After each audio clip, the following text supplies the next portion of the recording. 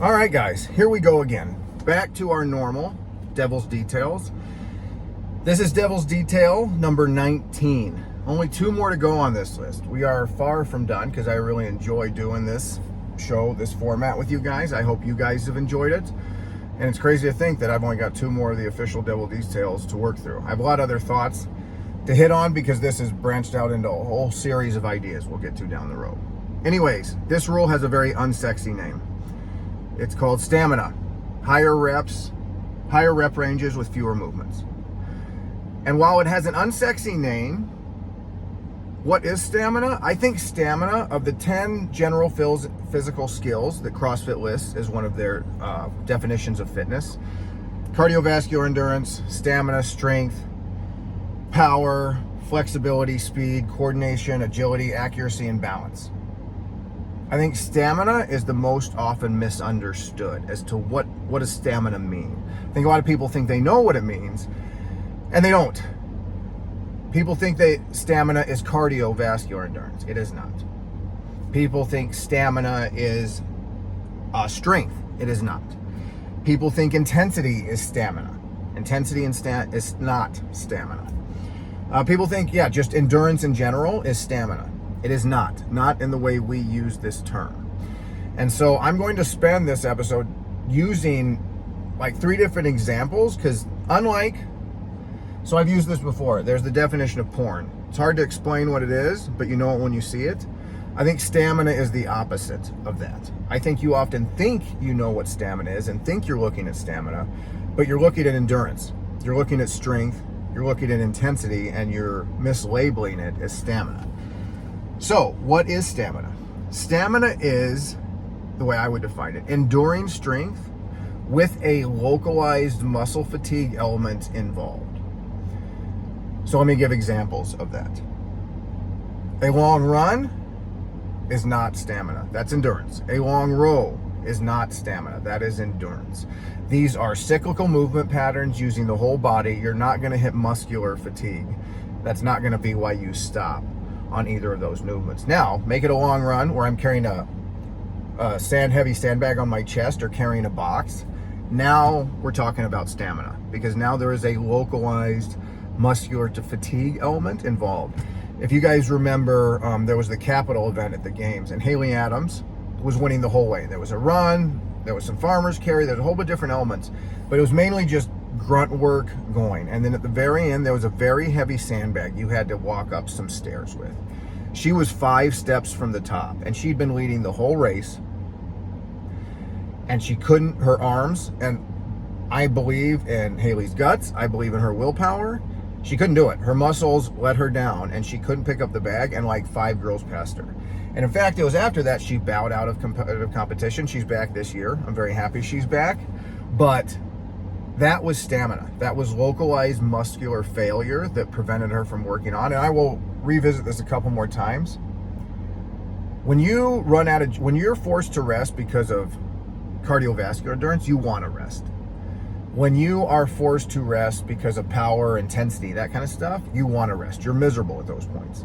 Stamina will make you stop when you really don't want to stop. When you're ready to go, when everything in you wants to keep going, you're actually very frustrated because you just can't. So let me give some other examples.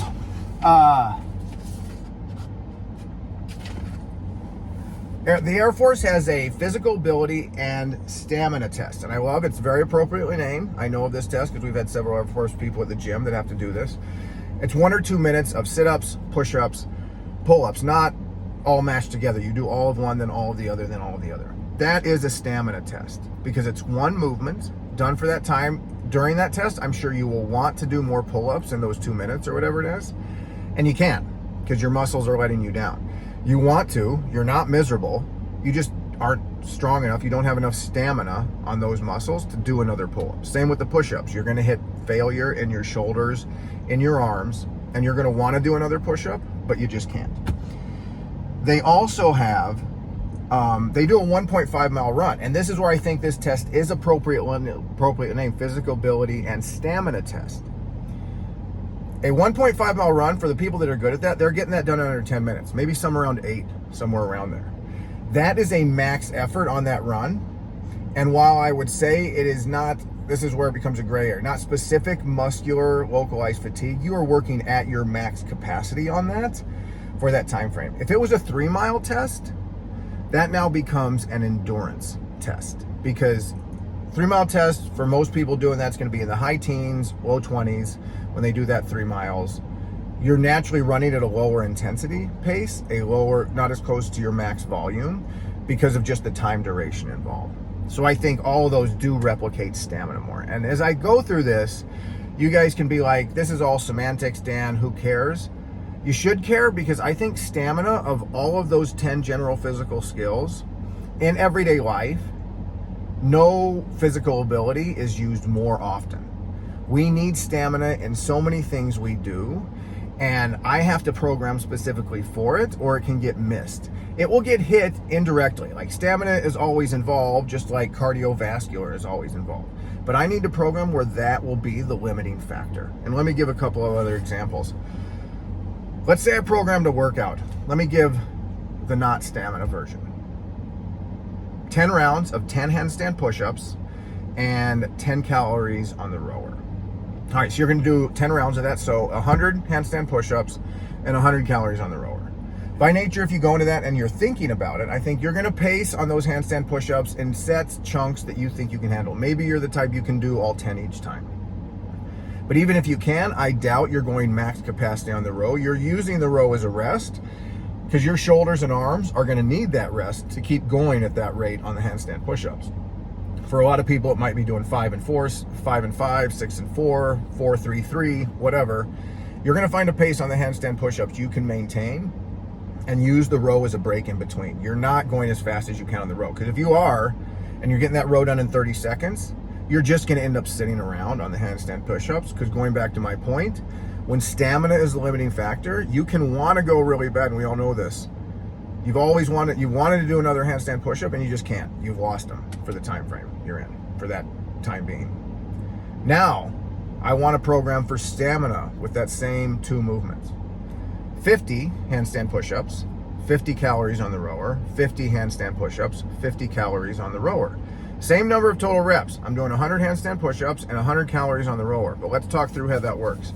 The first set is 50 handstand push-ups. Nowhere to hide. I've got to get 50 of these before I do anything else.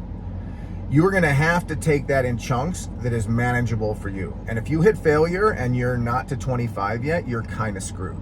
So you need to do that, whatever your ability is, in stamina, of chipping away at them till you're done. Then that first 50 calorie row, you're not going too fast. Like, you need as much rest as you can on that. There's no point to go super fast on that first 50 calorie row. If you do, that just is one of those painful lessons you learn in CrossFit that you won't do again. I would say you're going at like 70%. You're getting the row done, but you're resting, because you have to then battle your way through that second set of 50 handstand push-ups. Now, at the very end, the last 50 calorie row, there is some intensity in that workout. And we're gonna probably program this too, because I like the idea of it, because then you're gonna get on the row and it could turn into a race. If there's somebody else who was close on the handstand push-ups, you get off, that's enough calories on a rower that who wants it more at the end. Then there's an intensity aspect, because you're not gonna hit muscular failure on the row, and that's my point. If you slow down on the row, that's cardiovascular endurance, that's power output. You're slowing down because you wanna slow down, because you're tired. Whereas on handstand push-ups, you wanted to go faster, and you just couldn't. Let me give another example of this. CrossFit Open 13.2. So this is from 2013, the second workout. I think a classic CrossFit workout. 10-minute AMRAP, so you're working for 10 minutes. 3 movements, 5 shoulder to overhead, 115 pound for the guys, 75 for the girls. Then 10 sumo deadlift high pull with the same weight, 115, 75. And then 15 box jumps. 5 shoulder to overhead, 10 sumo deadlift high pull, 15 box jumps. Let's use an example. Crystal. Now, Crystal's an old dog with us. She was here with us in 2013 and did that workout. The last time I have on record she did this was in 2016. She got 8 rounds plus 10 reps in the 10 minutes. So let's do the math on that. 8 times 5 for her shoulder overhead is 40, plus 5 more. She did 45 shoulder to overhead. 8 times 10 for the sumo deadlift high pull is 80, plus 5 more of those. So she got 85 sumo deadlift high pull. And then 108 times 15, she got 120 box jumps. Now let's say I format that workout into a different way. So that workout, what it's testing is cardiovascular endurance and power. And that's what the Open is supposed to test. This is a perfectly designed workout. Stamina is definitely involved because those first two movements, shoulder to overhead and sumo deadlift high pull, definitely involve your shoulders, localized muscular fatigue. So there's the localized muscular fatigue factor, but it is not the primary factor that's going to slow you down. That is the third or fourth factor behind cardiovascular endurance and power on that. But let's say I made it a straight through based on the reps she did. 4 time, 45 shoulder to overhead into 85 sumo deadlift high pull into 120 box jumps. How long would that take you? Let's do the math on it. 45 shoulder to overhead, 115 and 75. There are going to be people that get that done in probably just over 2 minutes, maybe around 2 minutes. I think for a lot of people, I'm going to put the number at 3 minutes. That's over 15 a minute. So that's a good clip. Some people will get it done faster, but for the sake of the round math right now, let's say it was 3 minutes. Then you have 85 sumo deadlift high pull. And guys, you know this. On sumo deadlift high pull, it's a sucky move to do a lot of. Like the first 15, 20, 25, you're going to hammer through. You're doing 85 of these now in a row. If you averaged 17 a minute, that's still 5 minutes of work just on the sumo deadlift high pull. So let's say you do that. You average 17 a minute and you're done in 5 minutes on those. So 3 minutes for shoulder to overhead, 5 minutes for the sumo deadlift high pull. That's already 8 minutes. This was a 10-minute AMRAP. Let's shave a minute off. Let's say you're a fire breather. It's awesome. You're rolling. So let's say actually you're done with those first 2 in 7 minutes. I just shaved a minute off in there for general.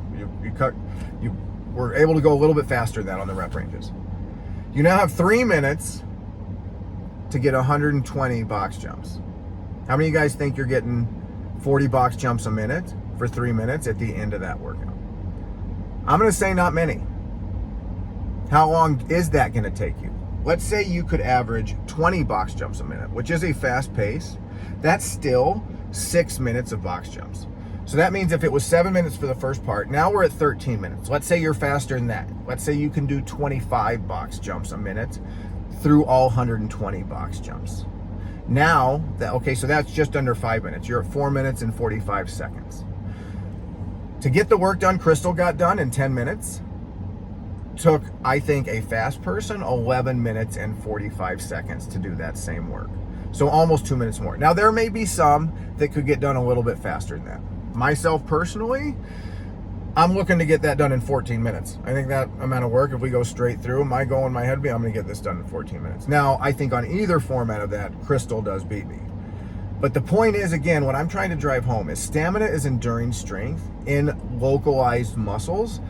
The whole body can be involved, but there will be a localized muscular fatigue factor that is going to slow you down. And as I said, when power slows you down, you want to slow down because you're pretty miserable. When cardiovascular endurance slows you down, you want to slow down. You could go. You're slowing down as choice because you don't like how you feel. Stamina slows you down when it's the last thing you would do is want to slow down. When you're frustrated and you want to keep going.